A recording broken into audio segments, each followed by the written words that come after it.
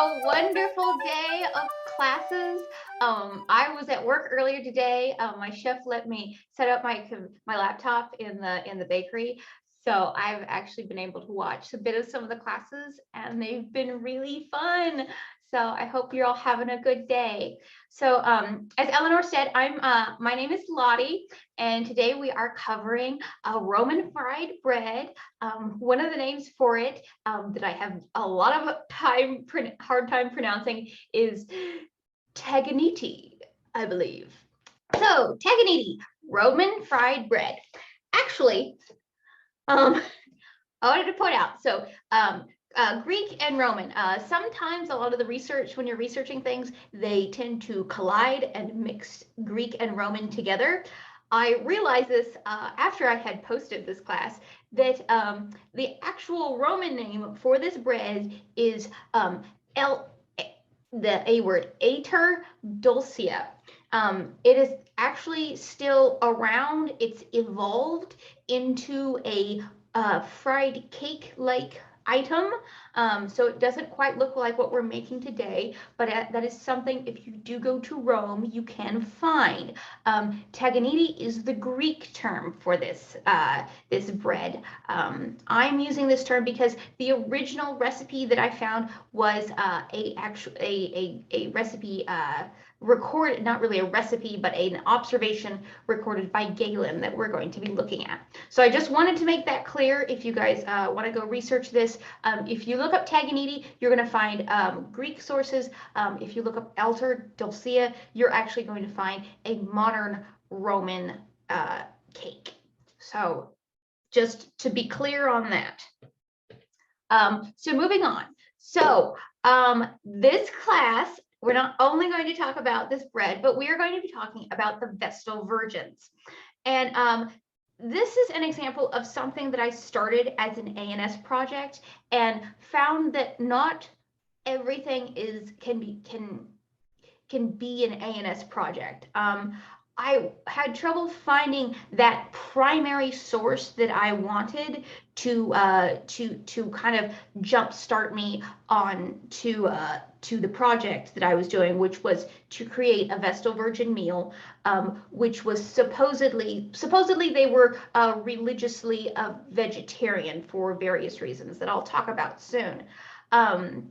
And I have found some very interesting secondary source research, but the secondary sources I find, they didn't source their material very well. So I'm still searching for that really good primary source. So I will tell you about some of the secondary resource theories that I have found. So we're going to also touch on bread in Rome, because bread in Rome was actually very important. And we will touch on why. And then we're going to go into the recipe and method. So let's jump right in to the Vestal Virgins. Hooray! So Vesta. Vesta was the goddess of the hearth. She didn't have a statue to herself. So, like Athena had a statue. You can go see a representation or reconstruction of it in Nashville at the Parthenon in the park. She didn't have one of those. She was actually symbolized by a fire, a specific, almost eternal flame-like fire that were attended by her priestesses, who were called the Vestal Virgins. Now, these ladies were recruited when they were 6 or 7 years old, and they would be expected to do a 30-year term of service. These weren't just any girls. They were recruited from aristocratic families. So we're talking, this is noble high-end folks here. Once they became a part of the priestesshood, they would be considered daughters of the state. So, they didn't really follow what their parents said anymore. They would follow what the state said. And the state could really tell them to do anything that they wanted. And even though they were daughters of the state, they had a lot of freedoms for a woman of that time period. They were, they could go about unchaperoned at certain times, and they also had front row seats at the Colosseum to all the gladiatorial games. They were like right near the emperor, which, you know, I mean, if you like gladiatorial games, it's a good trade-off there. At any given time, there were 6 priestesses, and when one went away for, you know, either she retired or she was sent away for being unchaste, or, you know, we're going to talk about that in a minute, that then she would be replaced by one of these little girls. Now, their virginity refers to they would dress modestly, and they had, you know, purity of body and spirit, and, you know, they were free of the wantonness and lusts of men. However, if so, you know, things happen. People meet people, and people are bad. This is called, for a Vestal Virgin, it's being called unchaste. If you go and you be naughty with a man. And if somebody found out about this, you could be put on trial. Now, you could also be put on trial if you were innocent of this case. You know, if something's going on in the town and they're like, oh, blame the Vestal Virgins, then as a daughter of the state, you just have to do what the state says. Now, the punishment for being unchaste was to be buried alive. However, being buried alive in Rome at this time was illegal. So what they did instead was they had this underground room for you. Had a bed, and it had you know, some maybe a pitcher of milk and some olive oil for your lamp, and maybe some bread. And according to certain scholars, there may have been the corpse of your dead lover in there also to keep you company. And then the room would be sealed up, and you would be left to your own devices to starve or suffocate. So fun times, yes. So the job of the Vestal Virgins was to tend the flame of Vesta. They would do rituals, and they would just make, you know, they would pray to Vesta. If a home hearth fire went out, the lady of the house might come to the Vestal Virgins to get a little bit of fire from Vesta, to go then take that fire home and light her home hearth. So the fire, especially to not only to the virgins, but this fire to Rome was very sacred. And if it went out, somebody was naughty, something bad's gonna happen. So it was very important to not let this flame go out. So that's kind of a quick look at the Vestal Virgins. 2, the importance of bread in Rome.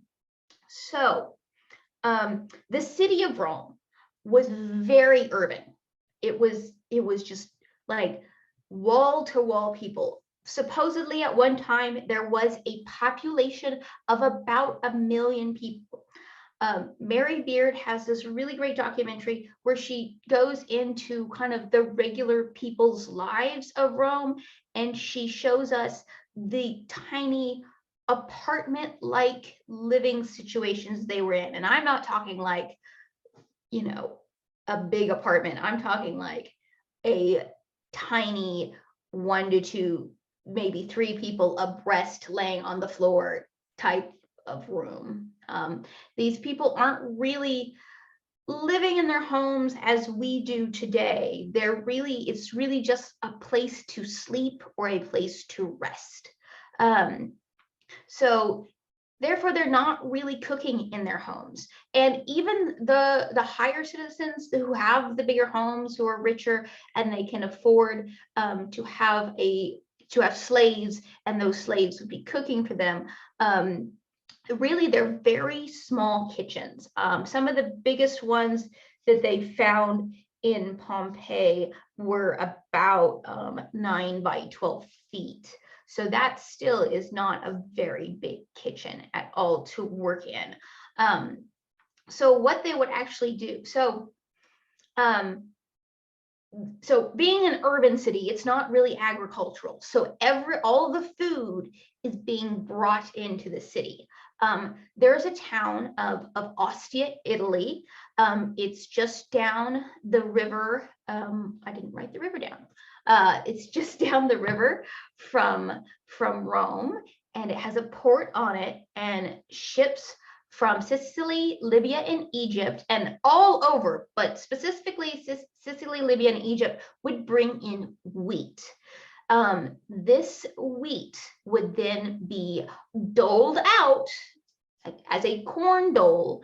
As a side note, remember at this point in time, corn was not referred to as we, corn on the cob or maize from America, but corn is actually referring to a bumper crop or the big crop of that nation. And this one, they're getting wheat in for the corn dole.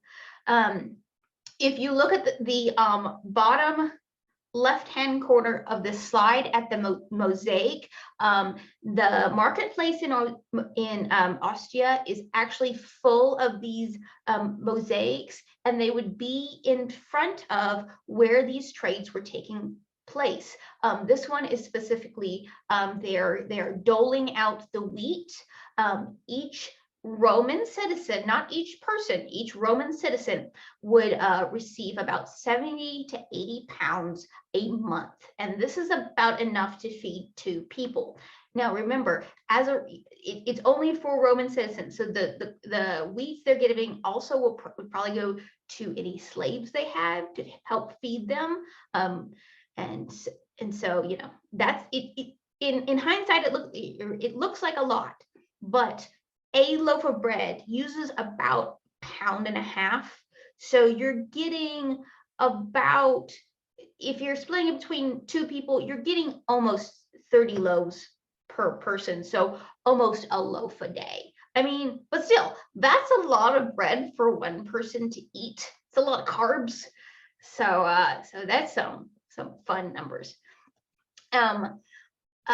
So the upper left-hand picture on this slide is of a Roman bread oven in Pompeii. The triangular conal shape items in the front are actually mills, where they would mill the wheat and then they would make it into the bread, and then they would put it in that gigantic oven in the background of that picture. And the third picture on this slide, I thought was really awesome. So being a baker in Rome was very lucrative. This is a gigantic grave of a baker. His name was, oh, nope, can't find the note.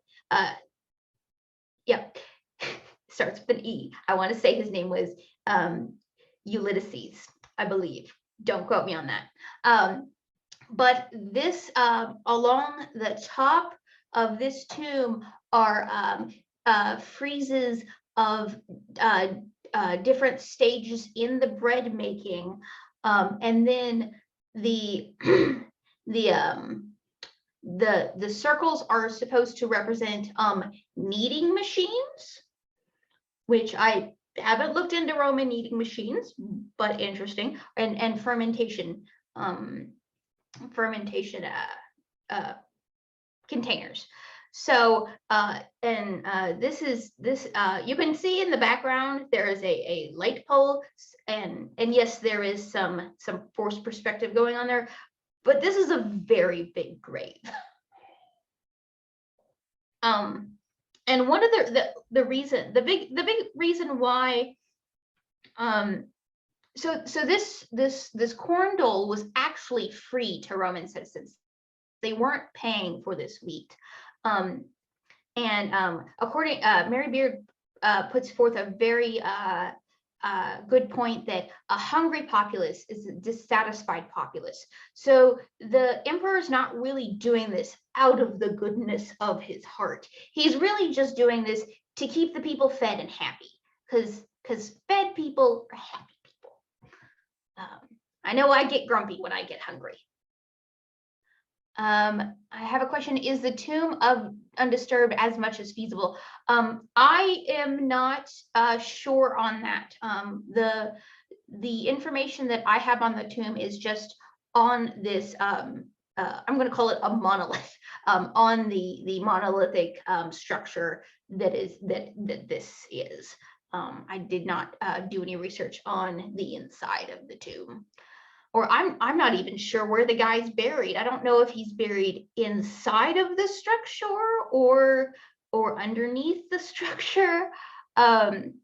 I will say that there is a lot of, you can kind of see it in this picture. There is a lot of weather damage to one side, and it looks like they've had to do some repairing just to keep that structural integrity. Okay, we are going to take a look at the recipe now. So as I mentioned earlier, this recipe actually comes from an observation from Galen, and I really am intrigued by this because Galen is a Greek philosopher and physician. He's not a person who cooks, so he would have had slaves to cook for him. So this is from the eyes of an observer who he's really just observing what's going on. He's not in the know of how this is all working. So I'm just going to read this out to you. So he said, let us find time to speak of other cakes, the ones made with wheat flours. Teganitai, as we call them, are made simply with oil.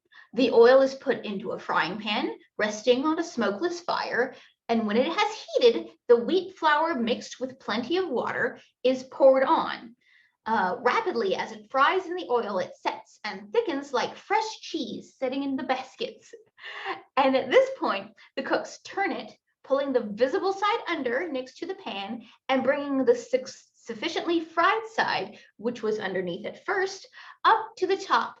When the underneath is set, they turn it again another 2 or maybe 3 times till they think it is all equally cooked. Some mix it with honey and others again with sea salt.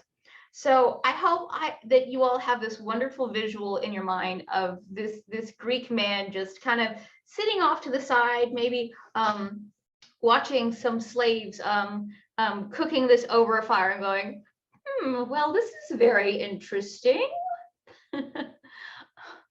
So we've taken this, and with the help of Andrew Dolby and Sally Granger in the Classical Cookbook, have turned this into a working recipe. So I went by the advice in the Classical Cookbook, which is equal parts flour and water, and then add in a little bit of honey. I did honey and sea salt, just because we are used to that salty addition in all of our food. So I thought that would be good, pleasing to my palate. You'll need some oil for frying.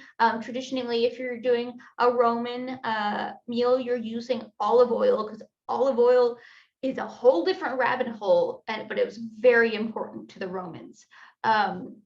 And then a tablespoon of toasted sesame seeds, which are very yummy. And in the background picture here, you can see this is the Teganitai that I made for this class, which you're going to watch here in a little bit. So that's what it looks like. It looks like a pancake is what it ends up being like. Okay, so now we are going to watch the method.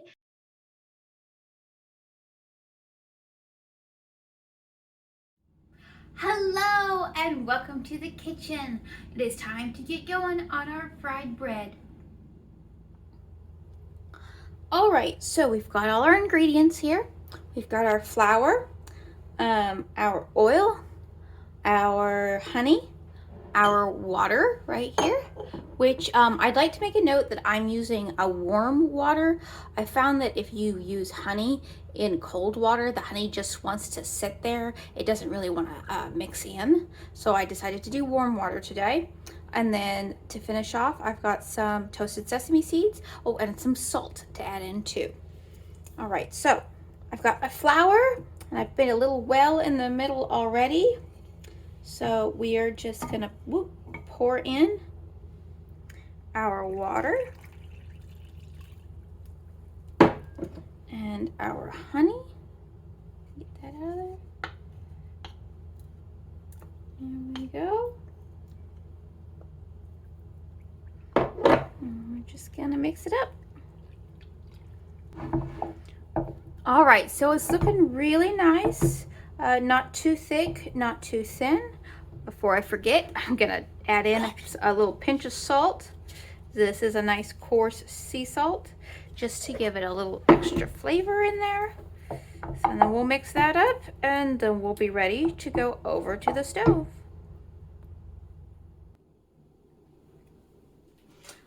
All right, so I've got a nice thin layer of oil in the pan, as you can see, and it's very hot. I've got it on a medium heat. Be careful of the smoke point of your oil. You don't want to burn it or your fried bread will taste burnt. So we're just gonna pour this in here. See how it sizzles? We want it to sizzle. Okay.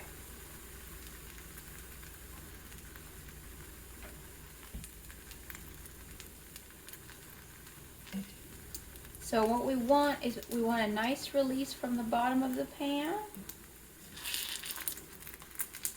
And we want it to be a little brown on the bottom before we flip it.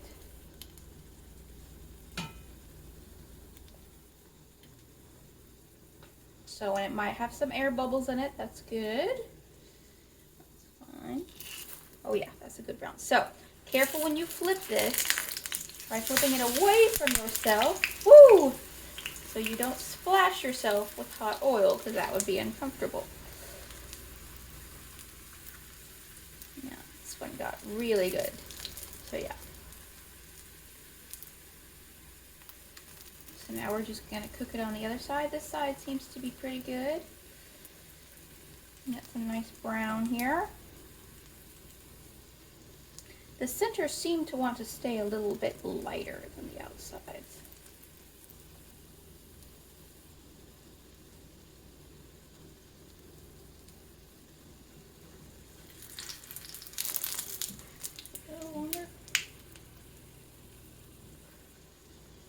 You see, this would be super easy to cook over a fire in the type of kitchens that they had. You can do this with minimal workspace, and even minimal. You know, there's not a lot of ingredients that go into this. All right.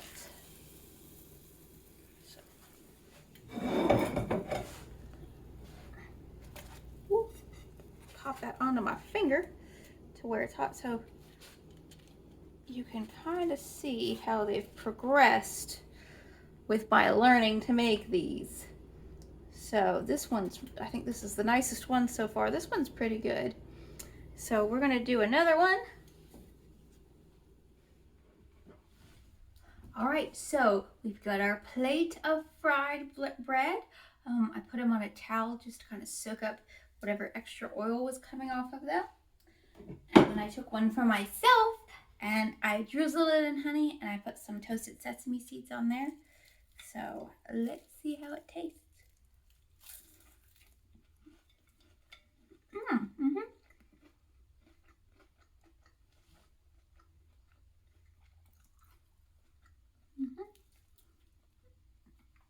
It's a little chewy. It reminds me of a funnel cake rather than like a pancake. But it's still really good. It's nice and crispy. It's a little oily, but look good. before I eat all of this, I'll show you. So this is kind of how the cross section of it looks. But I still wanted it to be really light in the middle. I don't know if I could have got it to cook more in the middle. And it's got these nice, I really like the edges. The edges are really nice and crispy. But, you know, but they're still light in the middle. So it's just, the center doesn't get as crispy as the edges. I'm gonna eat all of this because even though it's a little oily for my taste, it's still really good. Also, it's covered in honey. Woohoo! Someone in the chat says that they need a snack now. I am also on that page with you. Oh, here we go. Let's see. Too bad they didn't have maple syrup, right? Oh yeah, that would go really good with maple syrup. The honey is a nice touch, and the sesame seeds give it a really nice crunch. You're welcome. Someone said I love a good Mies. Yep, yep, a good Mies is good to have. Here's a question. It says, have you found a big difference between using olive and vegetable, more modern frying oil? So with oils, you just have to pay attention. Kind of like I was saying in the video, the difference really is the smoke point. They will have different flavors. The olive oil versus like a more neutral canola oil or sunflower oil, just because olive oil itself has that olivey flavor to it, and you know, like I said, there are neutral oils and there's like more flavored oils. So if you use a more flavored oil, like an olive oil, or maybe even an avocado oil, because that's out there now. Yes, and that would be a fun experiment to do at home. Get a variety of different oils and try and see what the flavor profiles are of those with this dish. Because this one thing I like about this dish, it's very simple, but it's really good. And it's just I was very surprised. I was not quite sure when I first made this how it was going to be, but it's just, especially with the honey, it's just the right amount of sweet and savory and crispy edges. So that's really the biggest differences.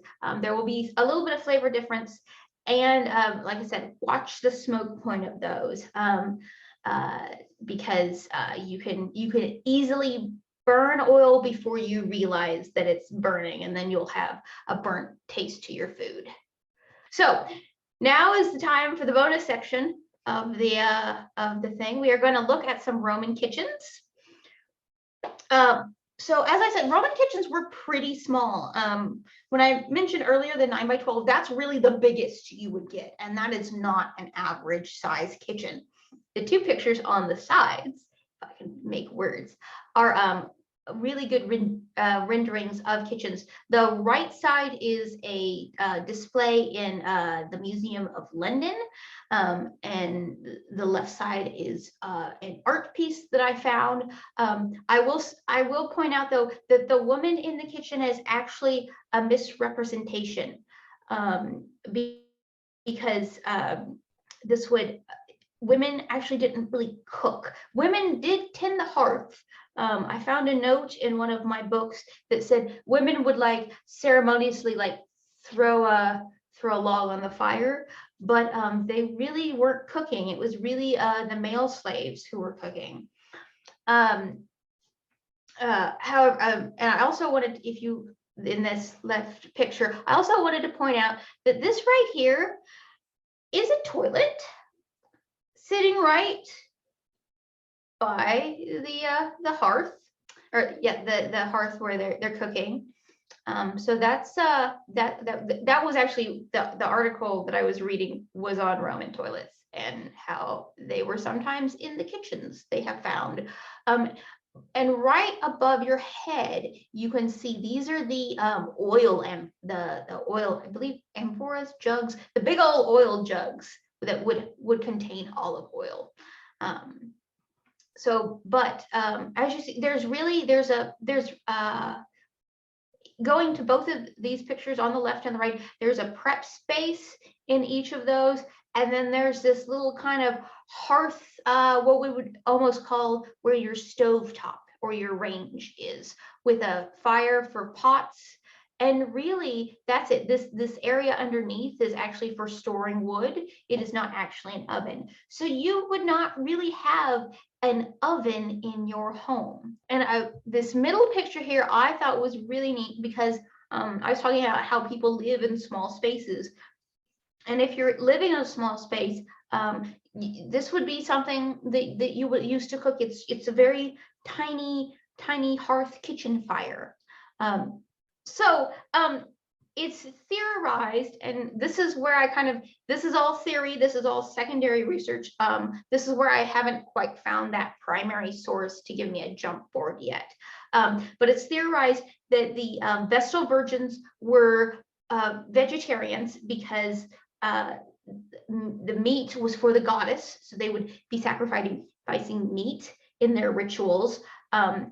And also because the fire is the goddess, they would not really be eating foods that were quote unquote touched by fire, is what I found from one scholar. Again, didn't post their resources. So this is all theory. This is not fact. So that got me to thinking about kind of what they would have eaten and how things would have been cooked, because maybe fire wasn't good, but hot coals, you can and Galen mentions that this pan is heated by hot coals, not by a fire. So the baking oven would have been heated by a fire. So if I take that theory that they can't have fire and bread is important, how are they getting their bread? And I came up and I found this recipe. So this is what the Vestal Virgins have to do with this bread recipe. And I'm so sorry, I forgot to point that out when I was talking earlier. I have a question. I might have missed it. Where did the fry bread in the ceramic pot and flat stove? Where did they fry the bread? So, Yes. Okay. So if you look at we'll look at the London, because it's an actual physical place.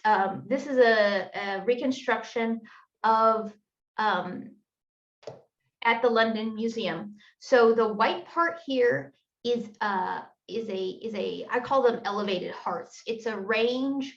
It would be our modern day stovetop. So you can see here where there's been oil, and they've actually done a really good job of rendering oil and fire going up this wall here. So underneath this grate that this pot here is setting on, there would have been a fire. You actually see these if you look at this actual range, you can see throughout, not just the Roman period, but throughout the period leading up through time, there are medieval illuminated manuscripts that have these types of hearths on them, where you're putting a pot on a trivet or something and heating it from the bottom. So they probably would have started a fire in this and burnt it down and waited until it burnt down. And you have really hot coals underneath, because hot coals, they still are creating will still create massive amounts of heat. If you've ever cooked in a Dutch oven, you would be very familiar with cooking with coals. So they would have put their pan of some type on this grate here that had the oil in it to fry it. I found this middle piece that you're asked, the middle ceramic piece, because this also, if you were living somewhere and you didn't have a kitchen like this, you could still technically make this bread with a small hearth stove contraption like this, where you put the fire in here and you're creating coals in the little hearth, and then you'll have to have the right pan to put on top. This looks like this one is a kettle, but I just thought it was very, very interesting how this could be utilized for other things, and it was mostly to kind of show some of the different implements that they have. I have another chat. And then someone is saying in the chat, it's remarkable how many of these cooking items could be found in some form or another in an 18th century colonial American kitchen. Yes, they didn't have the stovetop set up, but so many of the utensils are very small. Yes, that is very true. I just visited Colonial Williamsburg last month, and it's so interesting how their kitchen and a Tudor kitchen and even a medieval kitchen are just very, very similar in look. And then I think I wanted to show you. I talked earlier about how Roman's very urban, and you live in these teeny tiny apartments. So you weren't really cooking in your apartment. But what you would be doing is you would be going out to eat. So these are in Pompeii. This is called the Thermopylaeum. And these are places that they're fast food places that would have cooked. But this was just another version of, I'm fascinated by kitchens. So I just wanted to show you guys one more different type of kitchen where they would have had these round holes, probably would have had fires going in them, and they would have had some sort of pot or kettle or pan sitting on top, keeping the food warm.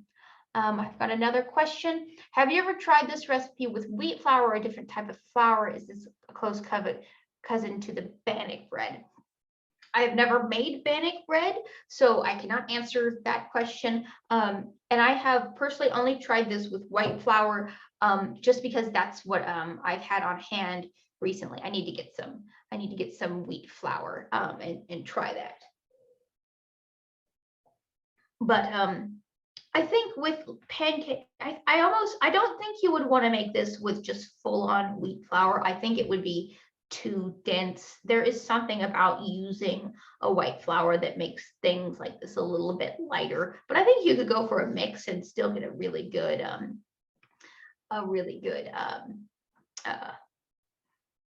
chew on it, or crumb. All right, do I have anything else? I think I have one more slide to show you. Oh yes, okay, this was just fun. This is a 1st century bronze baking pan. Isn't that fun? And that's really all I wanted to show you on this one, because look, it's bronze and it's got little things in it, and I am obsessed not only with kitchens but baking implements, because that's what I do. So lastly, I'm going to give you my reference slide.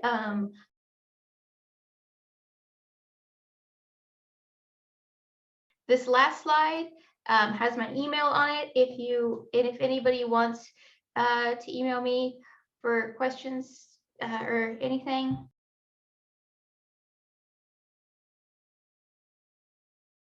Hello, everyone. I can see your faces now. Does anybody else have any questions on this? I have a question. Because I was trying to get my question is the type of pan that they would use, would they have used bronze? Would have they used a flat, like could you do a flat stone, concept? I think because you're frying things, I think probably a bronze pan. They especially from the things I'm seeing from Pompeii, they had a lot of bronze implements in there, and it's kind of, and bronze would have had that it would have heated up better than I've seen some like 13th century clay looking saucepans, and I don't think they would have heated up as evenly as a bronze pan would have for this. Well, for those of you who are following along, this class is actually part of a class series called In the Kitchen with Lotte. This was the 2nd class. I will have a 3rd class. I think it's in 2 weeks. I will be doing a recipe from the first 15th century cookbook published in the Netherlands. It's called fried cream.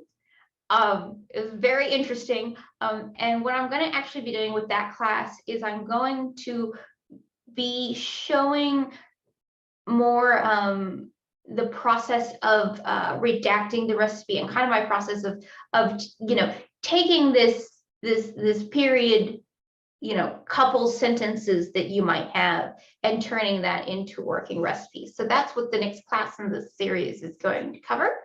I hope you've all enjoyed yourself, because I sure have. The only other thing I wanted to plug was, so I have a new project going on. I am compiling a mid-realm cookbook, and I want to include as many recipes from the mid-realm and even beyond the mid-realm in this cookbook. I did this with my grandma's recipes, where I compiled all of our recipes and the cousins' recipes, and I was like, why don't I do this for the kingdom? Because there are a lot of people out there with recipes, and we all love sharing. You're here because you love food, and everybody who loves food tends to love sharing recipes. So I only have 3 recipes that I've collected so far. So yay! So I'm giving myself like 6 months to try to collect them. So you've obviously done this version of the flatbread or the fried bread. Where do you want to go from here? I know it's part of a series, but what would you do differently next time with this recipe? And was this an iteration in how you ended up there? Like, I mean, you went off of obviously a logical variation of flour to water mixture, sort of based on similar, I mean, out west it would be, in Canada and Alberta would consider to be Bannock. Okay, yeah. So what would you do differently? And were there any other variants that you saw? Like, did they add anything to it? This was really, truthfully, this was really the only variant I looked at, because I could not find it. It was one of those, I found an article, it's in my research, that the British Museum posted, and they referenced the same I found it in the classical cookbook. They referenced the same source and recipe in here. So I think Andrew Dalby and Sally Granger, who did this, and I know Sally Granger's worked with the Apicius books before. I think this is really the only iteration I have found. Like I said, I looked up the Roman name, and all I found was this modern cake that I couldn't really figure out exactly what it was, other than it looked like a cake, and it looked like they fried the cake, but it looks like an actual, like what we would like like an 8-inch white cake, like a single layer white cake is what it looked like. I like some of the ideas that I got from this class of experimenting with the different oils to see what the taste is, and experimenting more with different flours. Unfortunately, this class series, because I I have a kind of a limited amount of time to work on and develop each of these projects. So, but it gives me a good jumping off point for when I go, after I get done with this class series, I can kind of look back and see. So that's kind of, I want to do some more experimenting with it, definitely. But I thought it was really good how it was. There's nothing wrong with saying that it tasted good and it was okay. There's nothing wrong with saying that. But I think there's always room for fun experimentation. It would be fun to try with different syrups. I like it. I think I would like to put some fresh fruit on top of it. I think that would be really good. A little cream, make a little sweet.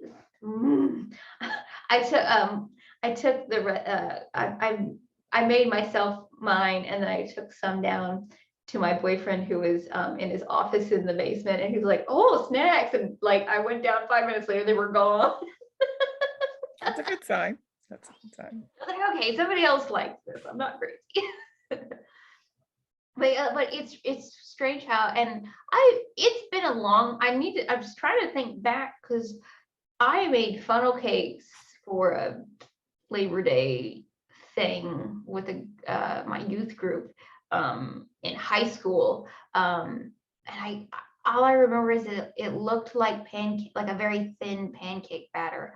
I was not part of mixing that up. So, and that's what this ends up looking like. I was worried that with the 1-to-1 ratio, it would be too thin and I'd want it thick. But it's really, that 1-to-1 ratio is really nice. So yeah, I was actually very happy with just how the recipe was. I'd like to do it outside because it's one of those that you don't really have to have like a cup, measuring cup for. You can have, here's my bowl. I'm going to do a bowl of flour and then the same bowl of water, and kind of have as you do when you're camping. So yeah. Y'all have fun. Thank you for coming.